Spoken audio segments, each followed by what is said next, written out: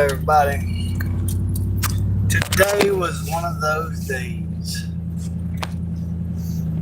A lot of work and seemingly almost for nothing.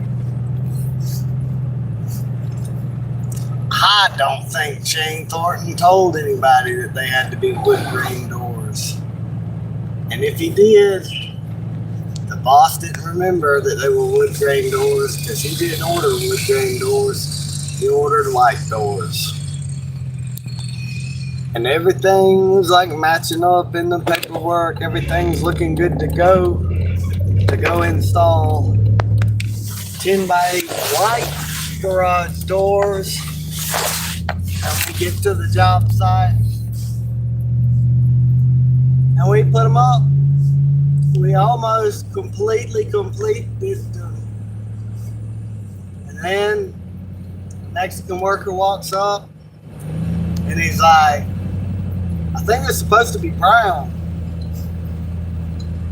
The homeowner gets contacted and yep, they were supposed to be brown.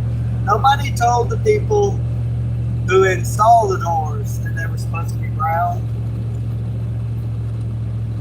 So we had to take them down.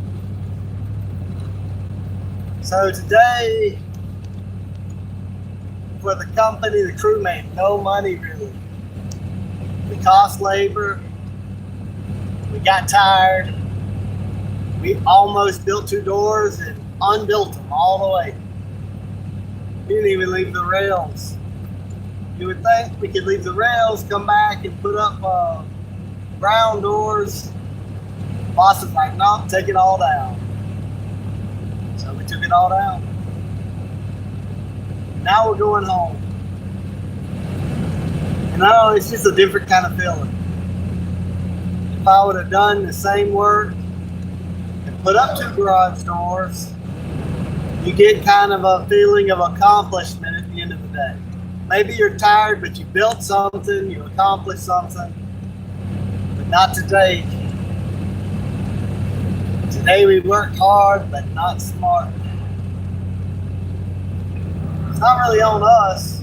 We did what we were told to do. But I'm going to post this, but now that I got a viewer, I'll just say it again. We almost put up 2 garage doors. Nobody told us they're supposed to be brown wood grain doors. And we had to take them back down. So today there's not that feeling of accomplishment at the end of work. We just did the same amount of work. Almost built 2 garage doors, then had to take them down, and nothing got built. Oh, hello. Salutation, salute, and everything else. And Brittany works till 7 today. I'm gonna go home first, take a rest, and get a cold drink, cool off. Then I'm gonna go and feed and water the chickens. They should have food and water, but I'm gonna check on the chickens, let them out of the pen, let them go eat some bugs, and play out in the field a little while. And I'll put them back up before it's time to pick up Brittany from work.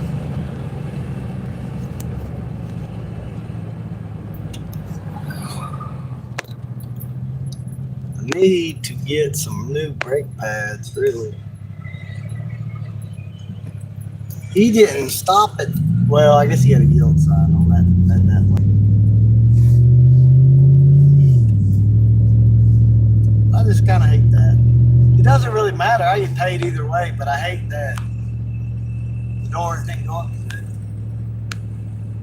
It's like you got the boss is acting like the contractor, Shane Thornton. He's got a lot going on, and boss has got a lot going on. And there's a lot that they just keep in their head. They don't write it down. They don't tell nobody. They know it, but we don't know it. And you just never know with AMAR either. We really should stay on their ass a little harder and call them and be like, look, you forgot the screws. You forgot like when they send the wrong thing, or we should call them every single time. Maybe I should call them. You're from India. I'm from Georgia. I guess I said some bad words and lost all the people watching. But the answer is that I'm from Georgia in the United States of America. South Georgia, Wheeler County, pretty close to Vidalia. It's one of them counties that can grow Vidalia onions.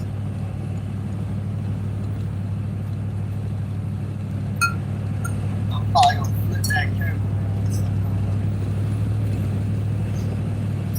I'll show you. Let me flip the camera around. See? I'll show you, sit back. That's how it looks in South Georgia. Around Vidalia, there's some trees and stuff, whatever.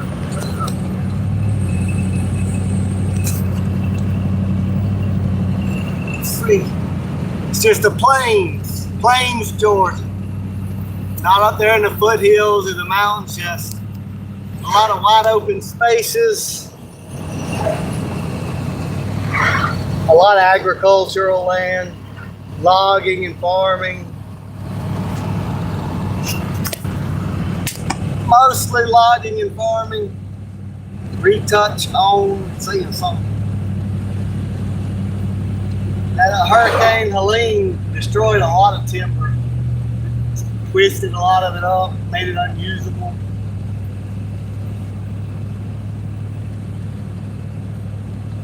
We survived it. The only thing one family died that was living in a trailer. It all got tore up and thrown in the cotton field. Nobody else in the county died. The whole thing went too fast by these cops.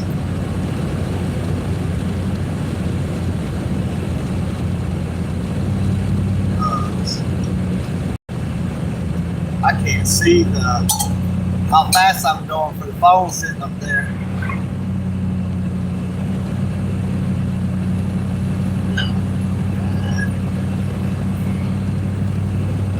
And I got a headlight out.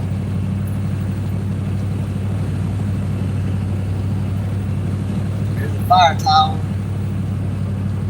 Oh, that's the one on the Mount Vernon side. No, not in Mount Vernon.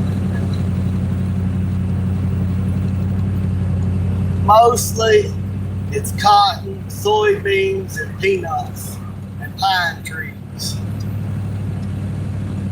And I guess in the wintertime, there's a good bit of Vidalia onions. In the summer, watermelons. A good bit of pecan trees. I'm growing mostly peach trees. That's some black walnut.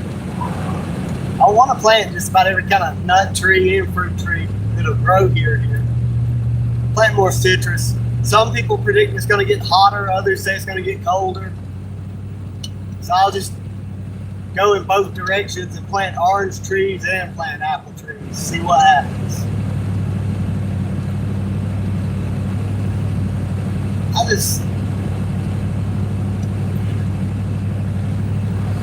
Today, I worked with Hunter. Gabe went on a service call and Matt come back to help us. There's more than one way to skin a cat, and me and Gabe are used to it. Like this little thing, it kind of don't matter exactly if the strut's on 12 and 14 or 11 and 13, or it doesn't matter if you use the red wire on the white wire on the black trace, the wire with black trace, as long as you match it in the motor. Me and Gabe work together a lot. We're used to doing things the same way. And Hunter does a lot of things just a little bit different.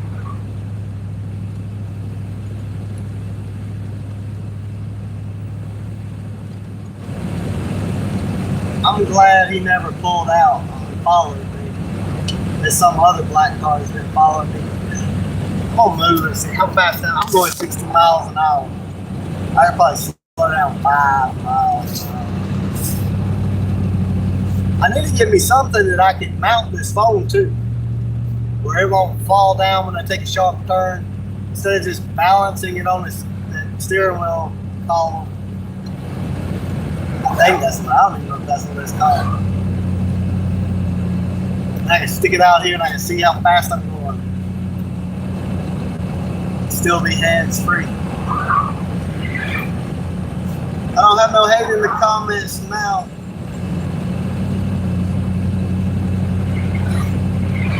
You know, if you dish it out, they're gonna give it back. There's almost no opinion that you can take that's not gonna offend somebody.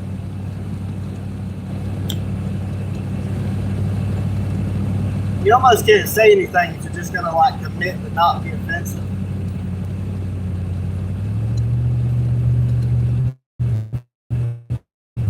Also, anytime you go to, there's gonna be a lot of people for some reason trying to stop you.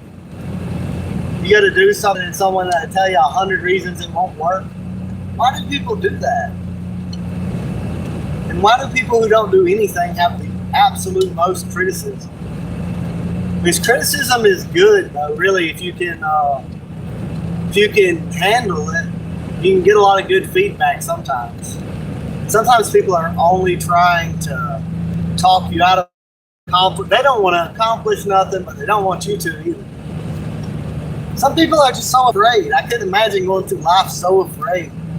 They're so afraid that they won't try. When I planted my fruit trees, someone said, well, a hurricane can destroy them. Or a deer might rub the velvet off their antlers and destroy them. A fungus might destroy them. Or your neighbors might be mad at you and poison them. I don't think they'd ever do something like that. So some people are just kind of paralyzed with fear to ever act. That's really sad. Things can go wrong, but they can go right too. Things are going to go wrong. You just can't give up. You got to keep trying and keep.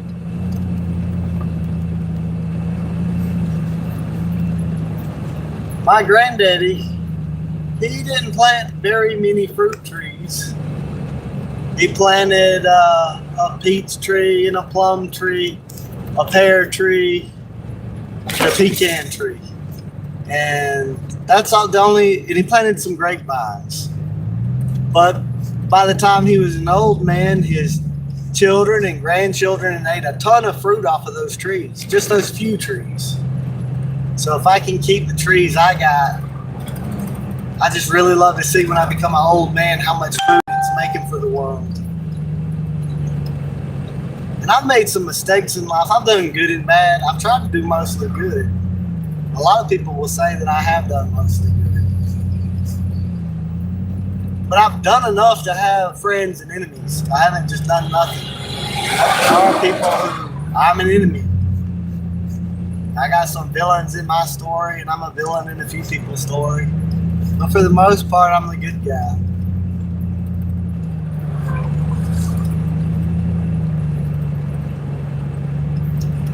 I'm glad I planted the olive trees. I'm glad that I kept them watered and alive. Not the little ones. The little ones dried up and died, but I think I'm going to go olive tree crazy again and go back to planting more olive trees. I really got to set up some kind of sprinkler system is what I need to do. I need to just be done with the water hose, run some PVC. It'd really help if I could I need to just dig a well. But I'm going to need pump water either way, whether it's out the pond or the well. I know that you can get too much nitrates if you're just always using pond water for irrigation. But so far so good with the trees, I think.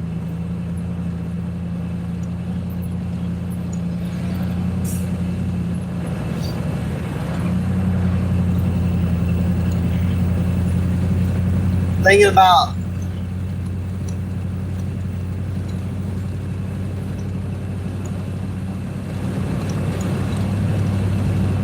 they're talking about wanting to start another crew in All Pro. Make me a crew lead. Hire some more people. Give me my own work truck. Have me, Hunter, and Gabe all putting garage doors at the same time, spreading out into more areas.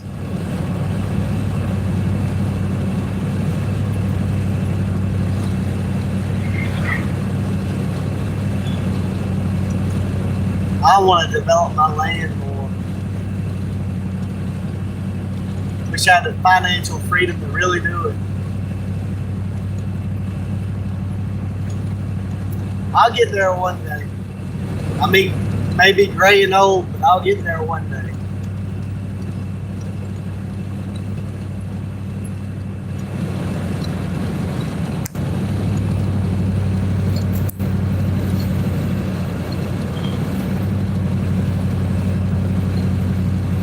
You gotta work harder than you used to have to, longer than you used to have to be able to afford to play less than you used to be able to. They squeezing us. They squeezing us for every drop of sweat and every drop of blood. For as little pay as possible. Kinda can't be helped though. Just part of it's just population demographics. America is not that big of a percentage of the total world's population. It's just bound to kind of happen this way.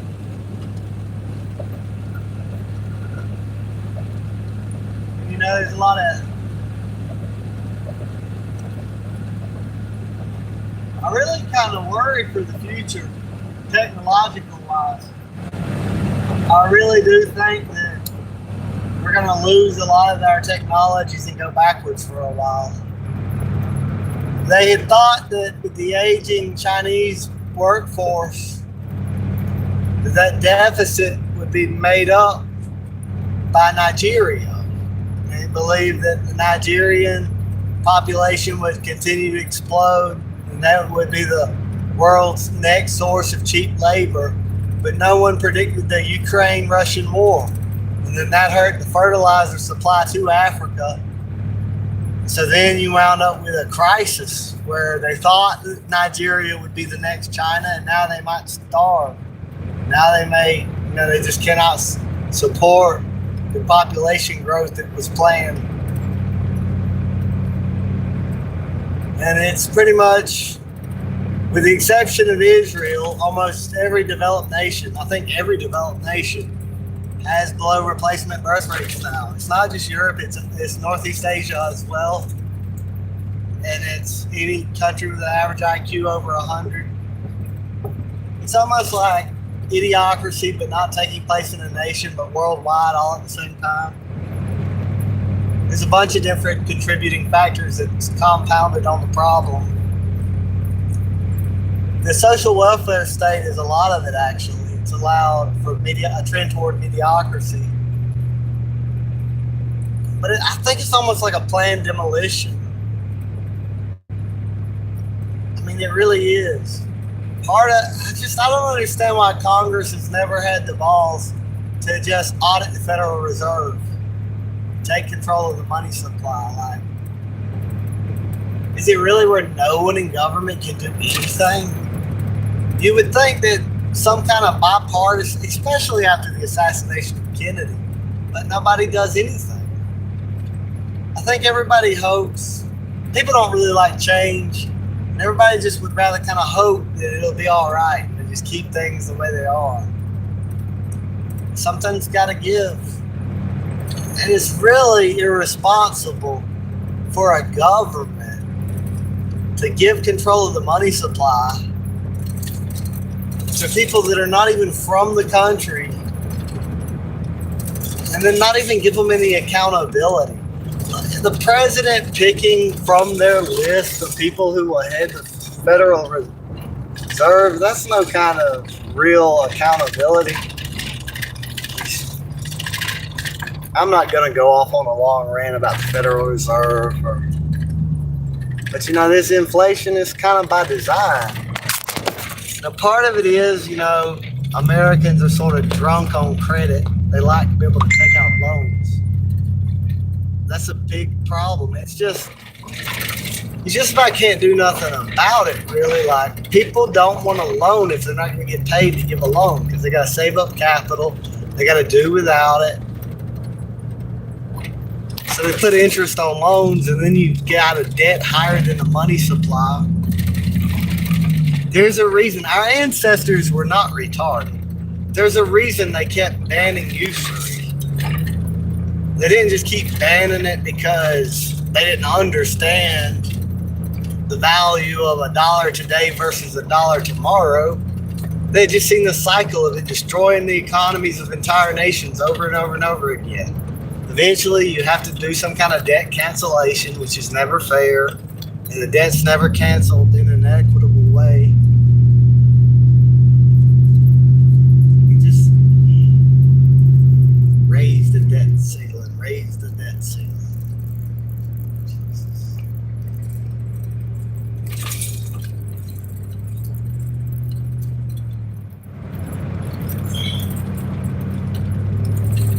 I got some of my Indian subscribers when I started posting videos of animals and little bugs, moths, insects, different types of insects.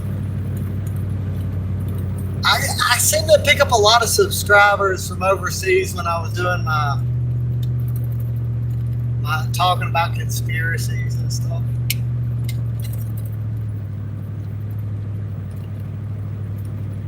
Trying to roll the window down. I keep forgetting that up is down and down is up. The little switch thing broke off. Now they got to press the two little buttons inside the door. There it goes. It's too hot. Probably can't hear nothing I'm saying with the wind, but it's just too hot. My air conditioner barely works.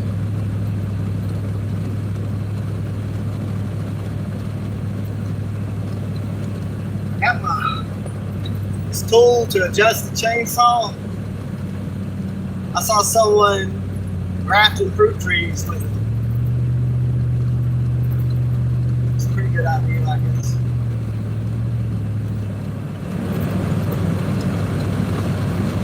You know the Three Little Pigs story? That's another example. I was doing a few videos where I mentioned just different things that have changed in my lifetime. I'm 38 years old. That's another thing that's changed, the Three Little Pigs. Because now when they tell the story of the Three Little Pigs, you got three pigs, one that builds their house out of straw, sticks, and bricks, you know. And the first pig, he builds his house out of straw, and when the wolf blows it down, he just runs to the next pig's house. And then when the house out of sticks is blown down, the one that built their house out of straw and the one that built their house out of sticks, they run to the one with bricks house, and then they're safe. But when I was a little boy, the story didn't go that way. They changed it. Originally in the Three Little Pigs, there's three little pigs. You got this lazy pig that builds his house out of straw. You got another pig that does a little better and builds his house out of sticks. And they're ridiculing and mocking the pig that's building his house out of bricks. Now they're taking a break, they're resting. They're like, you're working too hard. And then when the wolf comes, he eats the first pig. And he eats the second pig. And when he goes to the third pig's house, he can't get in because it's made out of bricks. And he tries to go down the chimney, and the pig cooks him in a pot of soup and eats the wolf, who was full of two pigs. That's how the story used to be. And they've changed it. They've changed a lot of stories. Like, you know, when I was a boy, the Native Americans had crossed the Bering Strait to Siberia. And you go and look at the people in Siberia, and they build teepees. They have a lot of similar architecture, I guess you could say. But nowadays, they're starting to tell us that the Native Americans are the African Americans. It's like everything has changed again. I hear some say that the Chinese mixed with the African Americans and made the Native Americans. Meanwhile, hanging up in my granny's house is a picture of a Native American, my great granddaddy's mama, and I just gotta say, she don't look African American to me. She really looks more like, you know, got the nose and the high cheekbones, and looks more like you know, how we did say history was. Now that there's AI, they're gonna change everything with history now. It's gonna confirm everybody, like anything anybody wants to believe that's not true. Somebody will make a version of it on AI, somebody will see it and they'll be like, yep, that's true. I still can't get over how readily people accept anything off the news is true because it come off of TV. And I still can't get over how people base their concepts of history off of fictional TV from Hollywood. It's just people don't go and search out first-hand sources of history. And then they just believe what they want to believe. But we really don't know, who was here before the Siberians. Because we are starting to find out that we can dig and find humans deeper than they said we could find them. And they were saying no humans were in North America, 10,000 years ago, and then we find them.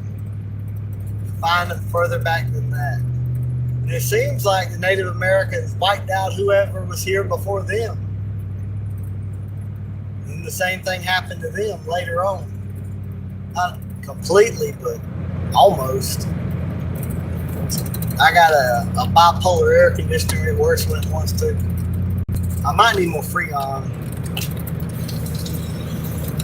I roll these windows back down. I'm gonna make it to the house without. There's no tea at the house. You run out of water. My well's still broke, so I buy gallons of Brittany to make.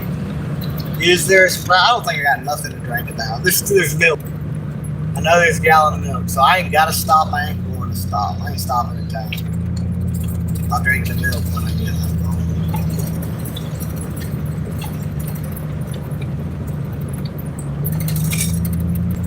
I need to get some kind of air conditioner helmet to cool my brain down after work.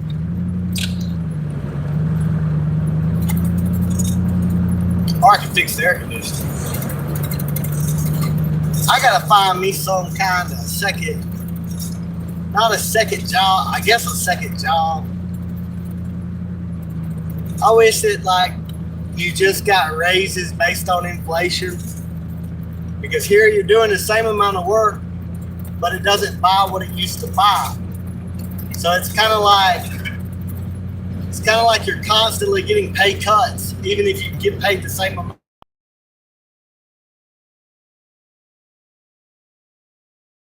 Price for the customer faster than they raise the wages too.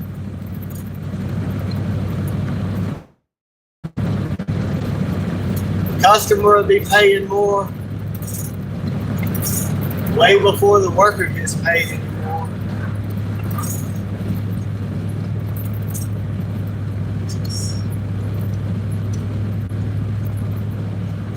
I hope we don't ever get style shit in America. Because you already got half the country being a bunch of communists. You look, most countries don't have as long. Countries that brag about being older, but then ask them how old is their constitution. Maybe they change forms of government, dynasty, whole other ethnicities of people have become their kings. And they act like they have this unbroken history where they're a super old nation and America's a super young nation. But we got the oldest constitution. It's been working. We also have a constitution that's kind of flexible. It can be amended, which has helped.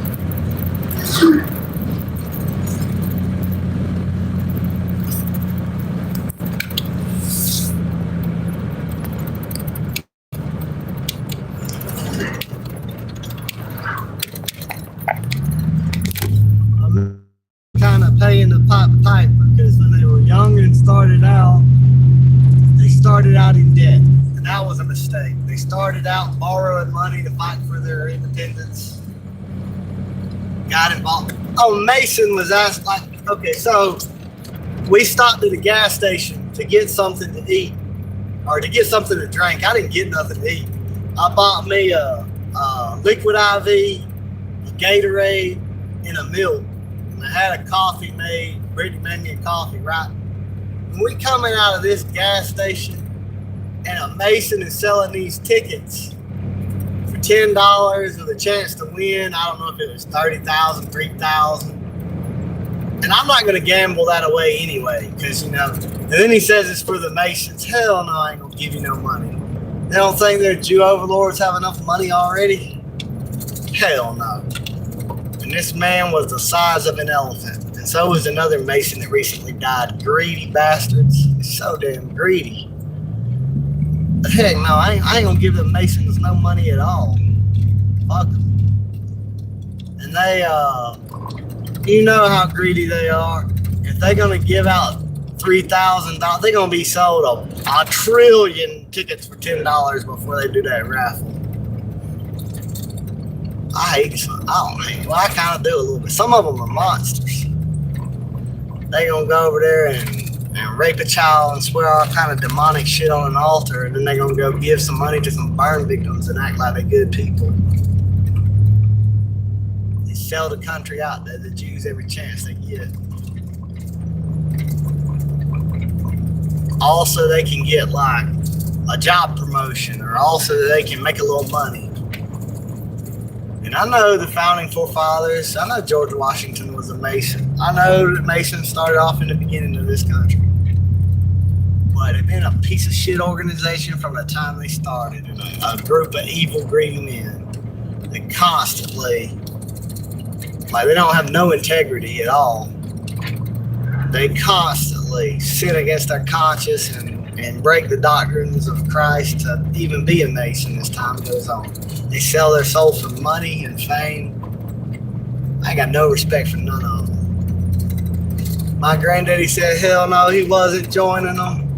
And I'm not joining them neither. And I'm definitely not giving them no money. Definitely not giving them no money. We should have expelled them from the country. They were really a counter-revolution to the real revolution, just like what happened in Russia. The American Revolution, that got killed with the Shea Whiskey Rebellion. Those were your real Americans. But as the real revolution was going on, a bunch of Jew Masons jumped up and took control of the shit, just like the Bolsheviks did in Russia. They usurped the grassroots revolution. And now we got all these devil worshiping greedy sons of bitches. I guess I've kind of gone negative this week, huh? It'll go away, I promise. The fall's about to get here and I'm about to be in a good mood. It's going to cool down a little bit. My testosterone levels will probably peak in the fall. I'll be in a really, really, really good mood to cool off. In the wintertime, though, the daylight's too short. Might get a little more sad and become a philosopher. I feel really good in the spring and the fall.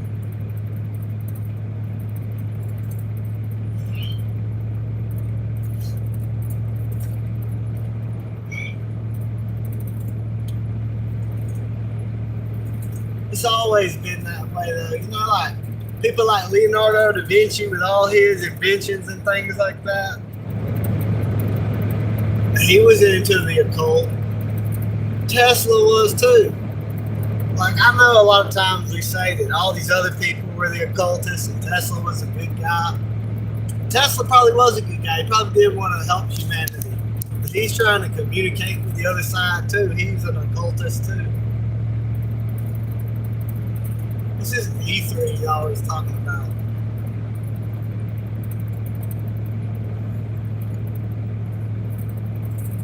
I don't think this live is even worth posting. I'm gonna post it just because I can't keep up with which one's which. I'm glad to be home. I'm so glad to be home. I'm almost home. But Eric's cooking me in here.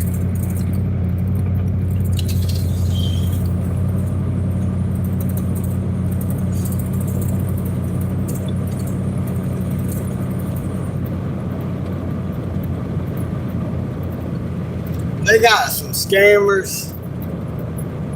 Some of that stuff might be legit, but I'm pretty sure it's scammers. And they asked, do you want to join the Illuminati? I said, hell no. No, I do not. That's something that I'll say right now, and this will be true my whole life. There's some things that I'll never do. You won't never see me at the Antonine Fort, falsely called Solomon's Temple Wall. It's not. I'll never have that yarmulke on my head, doing that occultic shit ritual for them Jews. I'll never be in the Illuminati. I'll never join the Masons or any of them people. None of them.